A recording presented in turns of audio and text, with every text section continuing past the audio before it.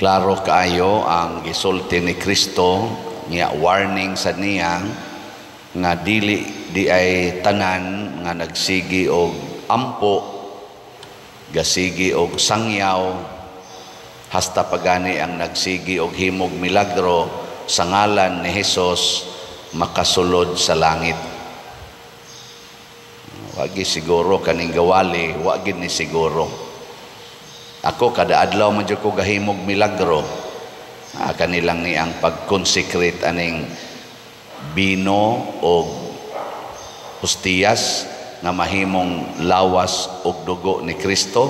Milagro niya di ba?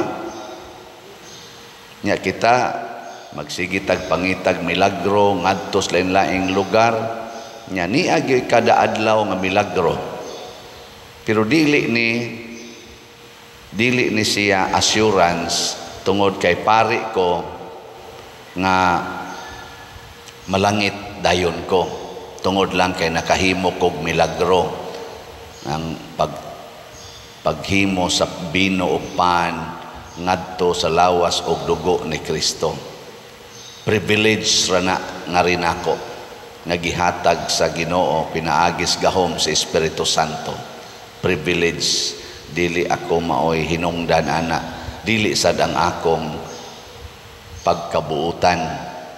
Privilege ra gid na. Sama sad anang mga tao nga gigasahan nga makapapahawa og mga yawa, kanang makaayo og mga masakiton. Kita porte maginato makasunod ana nila kay gusto kitang maayos atong sakit. Gusto kitang mawagtang ang yawa. Pero privilege ra pud na nila tungod kay gagamit sila sa ngalan ni Hesus, pero dili gyapon na assurance nga tungod kay naggamit sila sa ngalan ni Hesus, nigawas ka ng maong mga gahom nga nakapapahawag yawa, nakapaayo og masakiton nga malangit na di ay sila. Nya kung kining mga tawhana nga nagamit sa ngalan ni Hesus, nakapapahawag yawa, nakasangyaw sa pulong sa Ginoo, may kaayong mo explain sa pulong sa Ginoo, memorize ang tanang Biblia, tanang bersikulo, mag-away-away pa na sila, kay pulos gid sila mga masters. Dili gyapon na assurance nga makapalangit. Labaw na gitingali ning gasigig simba unya matug ra inigwalis pare. No. Aw dili sa na siya nato mahukman nga makapaimpierno na niya. Kanang gasimba ka ba? Nya panagsarasan mo simba, di pa gyud mo hogs kolekta. Wa ta kasiguro sad.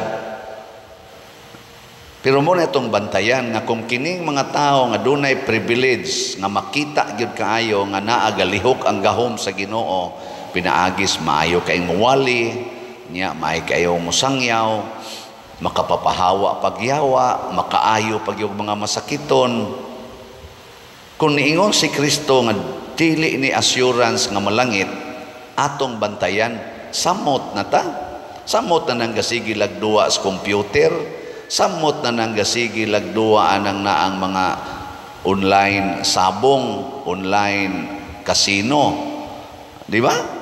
Samot na nang gasigig suyop, sigig inom, samot na nang gasigig puyo-puyo, sige og tinukhangay, bisagway mga kasal, samot na nang naang siging dinumtanay, siging dumot, samot na ginanggahimog mga balaod nga anti-God, anti-life, sama ng divorce bill, RH bill, same-sex bill, abortion bill, euthanasia bill, ug other bills sa kalibutan, mga balaod nga supak sa kabubutos Ginoo. Samot na gina nga namiligro.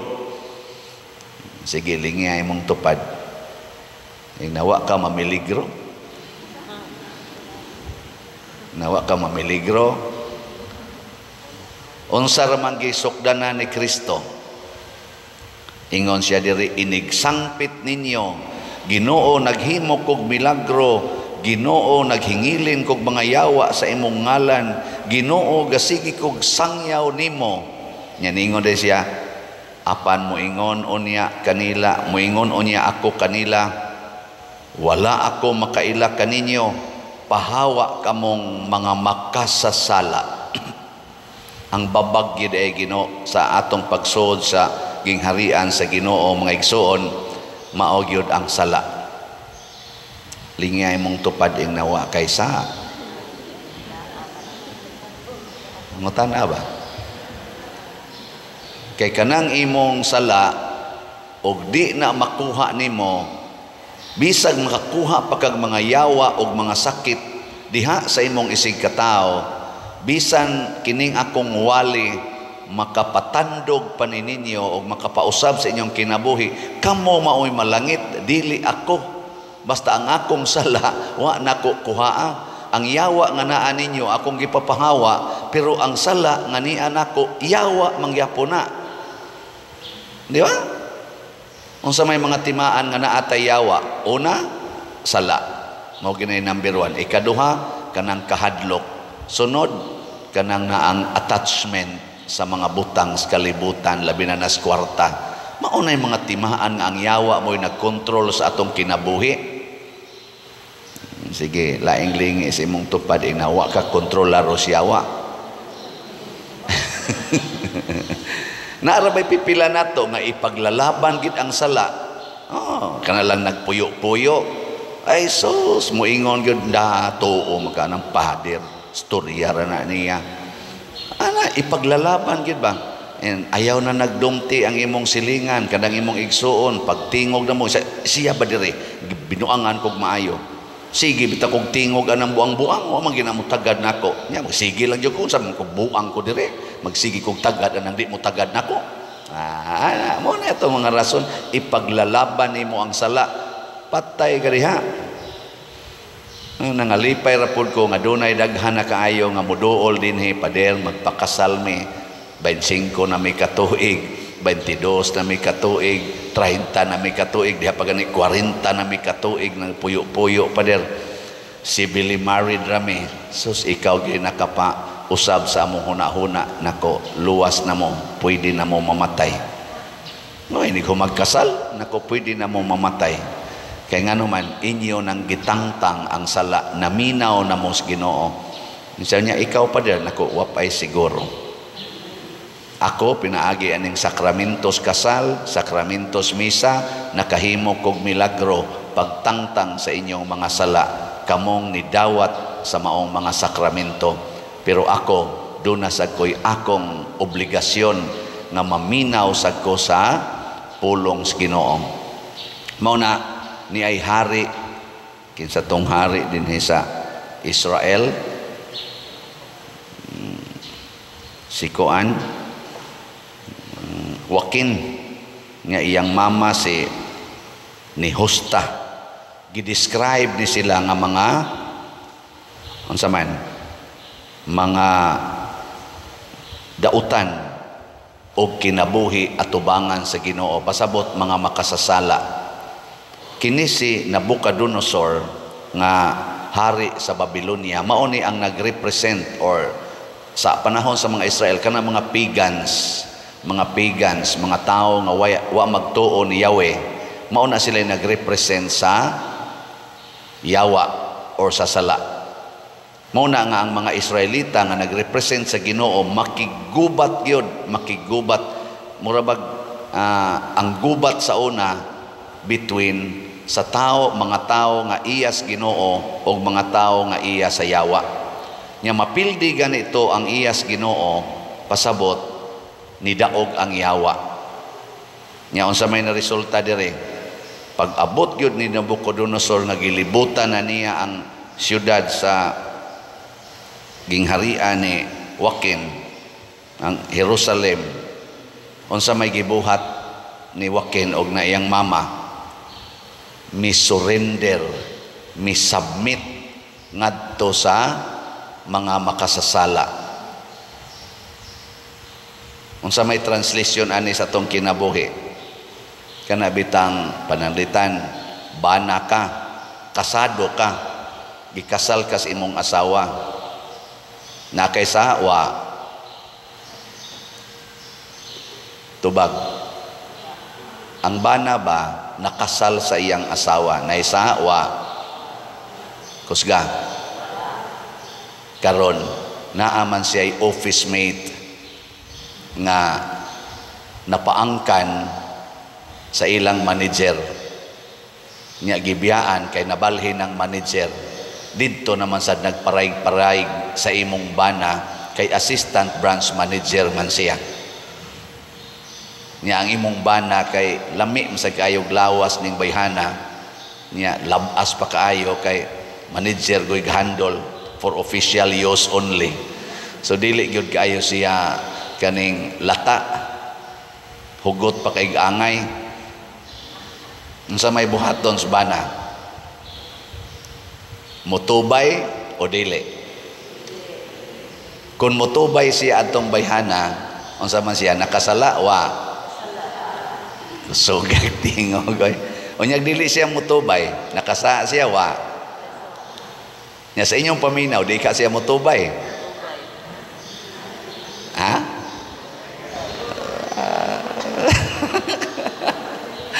Ambot lang. Ako kiba. Mo na ingon ni Kristo. Ikaw kay wa man kay sa nagsige man nagpakasal man gyud ka. Ako sad pare. O sige, dili tubayan sa bana, nibalhin mas pare, ni text mas pare. Kaya ang pare, manager man sa parokya. Ang saman, motubay ang pare.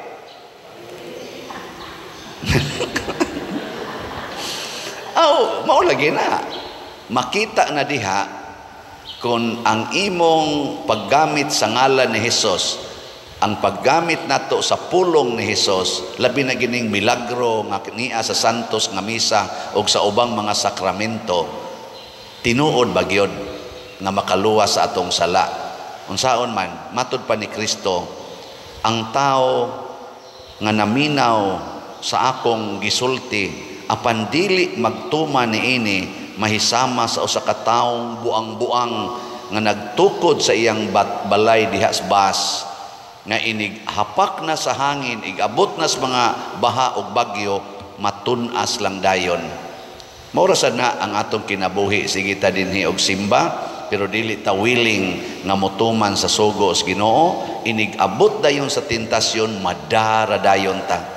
Dali kay tang maanod. Mura ratag si Joaquin, mo submit ra dayon. Mapariha sa inyo tas ubang mga bana nga moingon lang dayon, ikaw ba'y sukaran, di ba kamukaon? Mapariha lang sad ko sa ubang mga pari nga moingon lang sa dayon, unsaon man tao manggud taon ta, naama sa ko'y kaugalingong mga panginahanglan. Kamo sa mga asawa karong panahona, so sa mga asawa portis ang mga buanguna.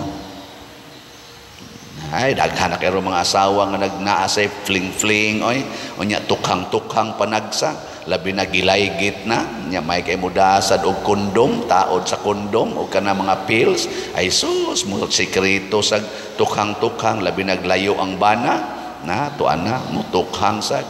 Maubitang daghan ako gikaunsilan dinhing mga bana, sobra na mga napo ka bana ang akong gikaunsilan nga naghilak, nasakpad ilang asawa, nangabit.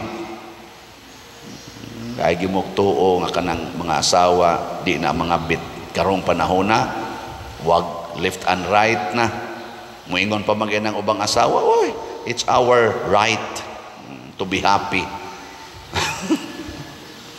Aka na din wa kay kasal, o nya nakigrelasyon kag laki, babae ka, wa kay kasal, dili din na pangabit. Labi na gyud kasado ka atong imong bana nga imong gibuwagan, nya wa man mo'y annulment pa sa simbahan. Ang inyong marriage existing pa man legally and sacramentally, nya nakig-date kag laing laki, di din na pagpangabit. Pangabit. Nya pila man kabuok ron mga asawa nga naay conflict sa ilang bana, wa na makigtagad nga nga disgrasya sa laing laki, daghan kay ngano man wa puy ang pulong sa Ginoo nga nag-ingon, for better or for worse, in sickness and in health, for richer or for poorer, till death do us part. Mga pari na disgrasya mi ngadtos mga babae, usahay ngadtos mga laki, depende las among hilig. Ngano man kay wa sa namo puy ang poverty, chastity, and obedience. Oh, kana hilo man lagi mo. Nung sa may solusyon, maminaw ta sa pulong sa Ginoo, unya atong sundon, ligon kay tas tanan. Ligon gyud kaayo. Naay usa ka magsasangyaw nga international speaker na gini siya sa mga seminars o both civil o kaning mga sacramental, mga religious nga mga talks. May gyud kay siya. Pag talk niya dito kunos laing nasod, iya sa tong istorya ha. Gihagad siya sa usa sa iyang mga nag-handle sa maong event nga mag one night stand sila. That time, he was 52 years old. Ang iyang asawa, 51 years old. Na sila'y upat ka anak, dagko na sad. In love kay niya, crush kay niya katong babae nga 21 years old. Porting guwapaha kay foreigner. Katilaw na jud unta kuno siya international meat or international flesh. Nakras po siya. Kay lami mag-isang tanahon. Yan, ihagad niya pag-end sa ilang seminars nga sila mao'y nag-partners. Nisugot yun siya. Yan, ingon pag yun kuno siya nga asa man ni nato buhaton. Siya atulas akong Rome. Nanaka na sila nga to sa Rome, padong sa Rome sa babae. Samtang saka sila sa hagdanan. Niingon ko no siya sa Ginoo, Lord, pasaylo akong daan, pero ako lang gining tistingan. Nakita ko no niya ang iyang asawa nga naghilak sa iyang hunahuna. Wala siya kahibaw, pag-abot nila sa Rome sa babae, ni ditsog tikang ang iyang tiil, nilahos ngadto sa unahan, og nanaog siya balik ngadto sa silong. Nigukod tong babae niya, suko kay niya, nganong imo kong gihago-hago kana niya imo ra dito kong giinsultuhan niya ningon din siya minyo ko dili ko kahimo pag budhi sa kong asawa, I'm sorry. Suko kayong babae niya, that's a great insult to me. Anyway, wala raman unta tay commitment, it's just an enjoyment. Murag, let us give reward to ourselves just for this moment. Di man na dako nga isyo matod pas babae, pero para niya dako na kuno kay ito nga isyo. Samtang naglupad ang eroplano back to the Philippines, matod pa niya, naghilak siya dito sa eroplano. Matod pa niya, pagkaanogon ato Lord. Ang iyang gihilakan dili tungod siyang asawa, ang iyang gihilakan nganong wa to nako gidayon, pagkaanogon.